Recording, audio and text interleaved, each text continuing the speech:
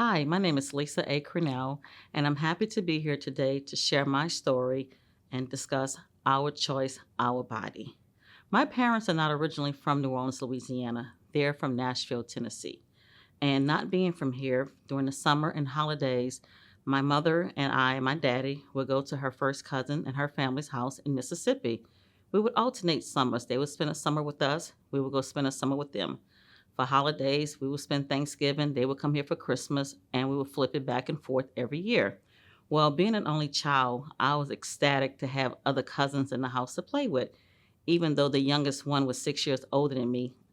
At the age of 11, the one that is 16, I'm 11 at the time, he started touching me inappropriately.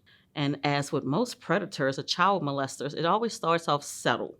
And then over time, it begins to grow into something big and blown out of proportion.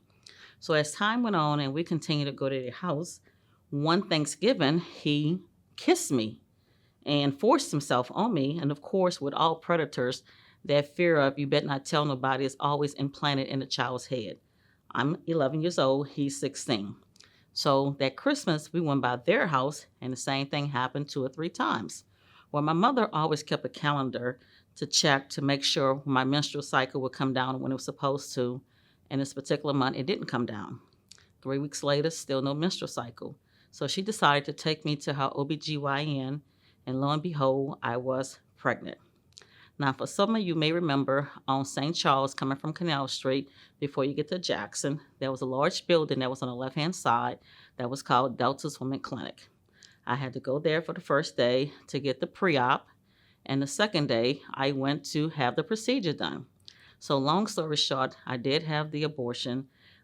We continued to go by their homes because for some reason, my mother was more concerned about her relationship with her cousin than she was with me.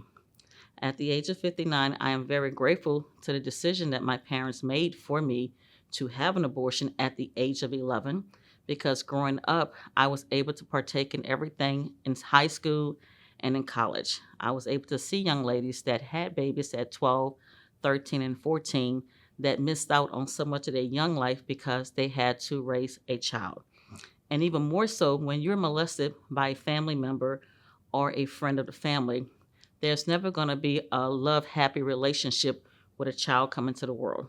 You have a broken mother and you have a child that's going to come into this world damaged. The mother and father is never going to have a happy medium. There's never going to be discussion. They're never going to go sit and watch the basketball game together. That's just horrible. And I appreciate the decision that my parents made for me to have this abortion. In 2019, my cousin died. And at that time, it was the first time I felt like I was finally free because I could never be around him. And when we would go to family events, I would be in one corner, he would be in another corner. It is our choice and it is our body. And this is my story and this is my journey.